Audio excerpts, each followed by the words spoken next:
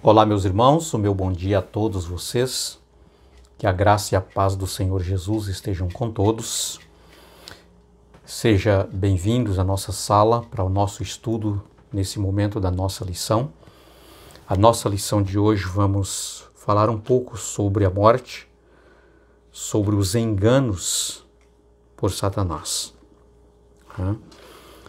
E nós temos uma lição muito importante de hoje, porque vem mostrando para nós as sutilezas dos enganos de Satanás. Então vale a pena você participar, vale a pena você ir até o fim, ouvindo o vídeo, e vale a pena você compartilhar também, tá, com pessoas queridas, pessoas amadas que você deseja que ela conheça também a palavra de Deus. Vamos orar. Altíssimo e amado Deus, o nosso bom Pai Celestial, te agradecemos por esta oportunidade em que nós vamos agora estudar a Tua Palavra. Pedimos que o Espírito Santo do Senhor permaneça conosco como nosso grande professor para nos ensinar e educar na Tua Palavra. Em nome de Jesus. Amém. Muito bem, meus queridos, mortos e enganados por Satanás. Cristo nos vivificou quando nós ainda estávamos mortos nos nossos pecados. Como é que uma pessoa, queridos, embora ele está vivo, mas no contexto espiritual ele está morto? Em conformidade com a Bíblia, com os ensinamentos de Jesus, queridos, uma pessoa que está vivendo no pecado, uma pessoa que está desligado da essência da vida, ou desligado de Cristo Jesus, ele não tem vida. Está totalmente morto, tá? E isso em conformidade com os ensinamentos da palavra de Deus, né?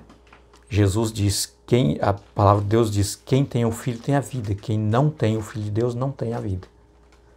Então, quando nós, queridos, e é nisso aqui que Paulo estava relembrando, né, os seus leitores, os irmãos da igreja de Éfeso, contando a história passada deles, como eles viviam, estavam como mortos. Tá? E é exatamente isso. O ser humano, queridos, quando ele rejeita a graça, rejeita o perdão, rejeita a salvação oferecida por Jesus, então é uma pessoa morta espiritualmente falando. Tá? Muito bem. Por isso, mortos enganados por Satanás. Também aqui, queridos, quando vivíamos sobre o controle da natureza pecaminosa, verdadeiramente, né, Deus nos salvou mediante a riqueza da sua graça e da sua misericórdia. Tá? Ele nos salvou, ressuscitando-nos para sentar com Ele nos lugares celestiais. Tá? Então veja só, estávamos mortos, né? Isso que o apóstolo Paulo queria que os irmãos entendessem. No passado vocês estavam mortos, foram, né, revividos, né, ressuscitados, né? Vocês foram vivificados, tá? Para assentar-me com Jesus nos lugares celestiais. Ou seja, essa linda e maravilhosa promessa, queridos, para nós, para encher o nosso coração de regozijo e certeza da nossa salvação em Cristo, queridos, Jesus nos tira do pecado, nos liberta do pecado. Não é nós, quando nós pensamos assim, eu estou enjoado, de viver nesse vício, de viver praticando esse pecado, sabe? E então eu resolvi que eu vou deixar para lá. Não, pelas nossas forças nós não podemos. Quando isso acontece é porque Jesus nos tira de lá, é porque Ele nos liberta, é a riqueza, a imensurável riqueza da sua graça. É que Ele faz isso por nós.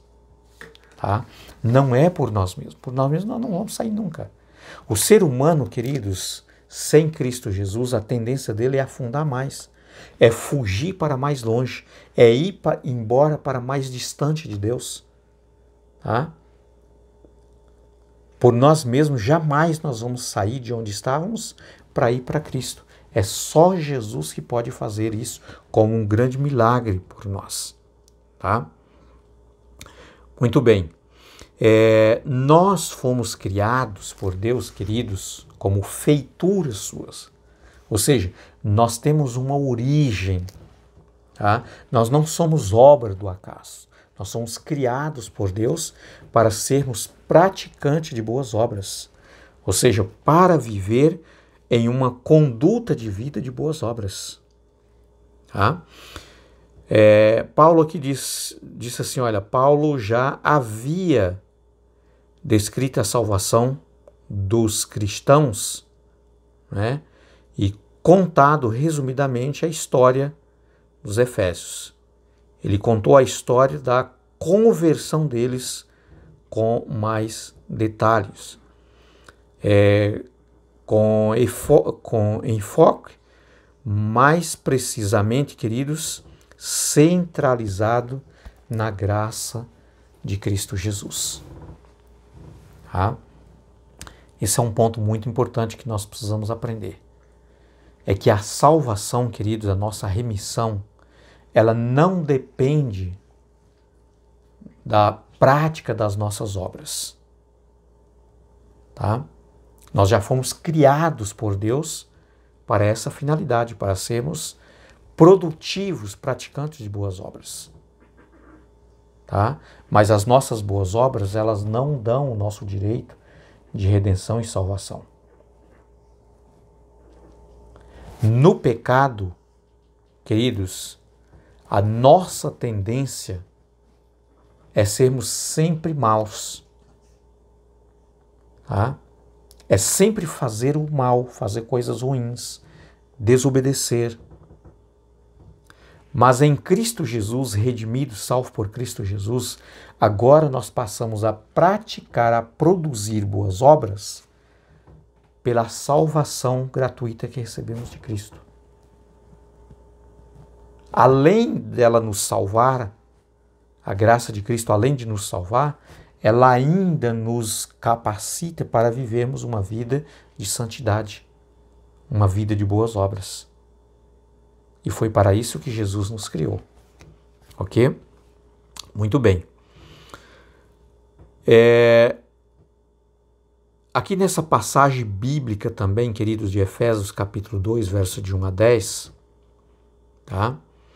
Enfoca 3 pontos importantes. Primeiro, nós estávamos mortos nas nossas transgressões, separados da vida, estávamos mortos, condenados à morte eterna. Deus nos deu a vida juntamente com Cristo, não pelos nossos méritos, não porque Deus olha para a gente e vê assim, olha, essa pessoa merece, ela é boazinha. Nós não temos bondade nenhuma para atrair a nossa salvação, ou seja, para cobrir o preço da nossa salvação, senão Jesus não precisava morrer. Jesus morreu porque nós não temos nenhuma obra, tá? Que nos dá o direito de sermos salvos por elas, tá? Muito bem. E a nossa salvação é unicamente por meio da sua graça salvadora. Somente pela graça de Jesus. Então, queridos, é por isso que nós precisamos compreender a importância da salvação pela graça. Tá? Por quê? Porque, meus amados, no pecado, vamos voltar um pouquinho lá no Éden. Tá? Quando Adão e Eva pecou, os nossos primeiros pais, a primeira coisa que eles fizeram foram seguir os caminhos ensinados pela sua natureza pecaminosa, que é fugir de Deus. Eles fugiram de Deus. Eles foram embora da presença de Deus, distanciaram de Deus. Então, queridos, quando nós estamos sendo guiados pela nossa natureza pecaminosa, é isso que nós fazemos também. É distanciar de Deus, distanciar da salvação.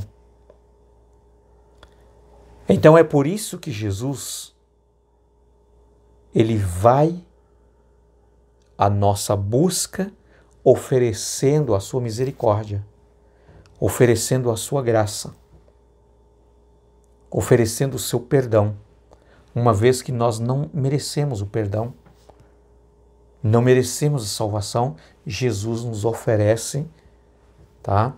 Através do seu sacrifício, ele diz: meu filho, volta para mim.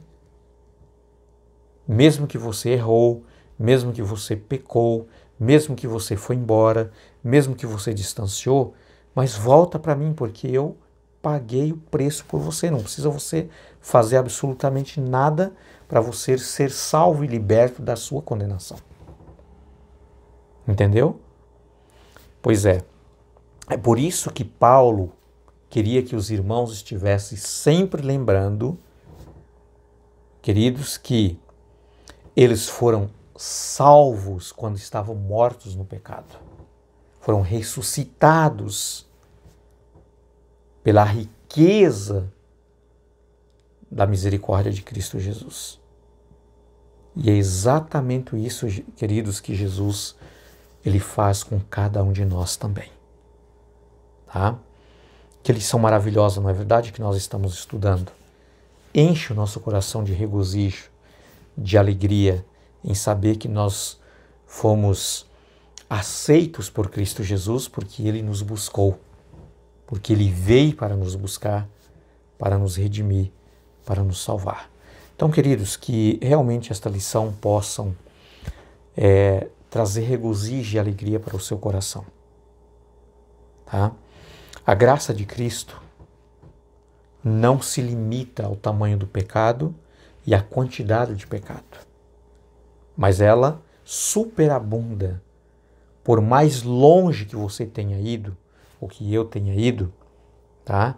A graça de Cristo pode nos alcançar porque ela é abundante, ou seja, ela é mais do que abundante, superabundou, né, o nosso pecado. Ela tem tamanho suficiente para cobrir a multidão dos nossos pecados. Tá? Então que Deus esteja contigo, te abençoando, que você possa entender, né, direitinho esta lição, que ela é tão importante para nós, para entendermos o quanto nós necessitamos de Cristo para a nossa redenção. Fique com Deus, tenha um dia muito abençoado e que Deus esteja com você e com a sua família. Até amanhã com a nossa próxima lição, se Deus quiser, nesta mesma sala. Amém.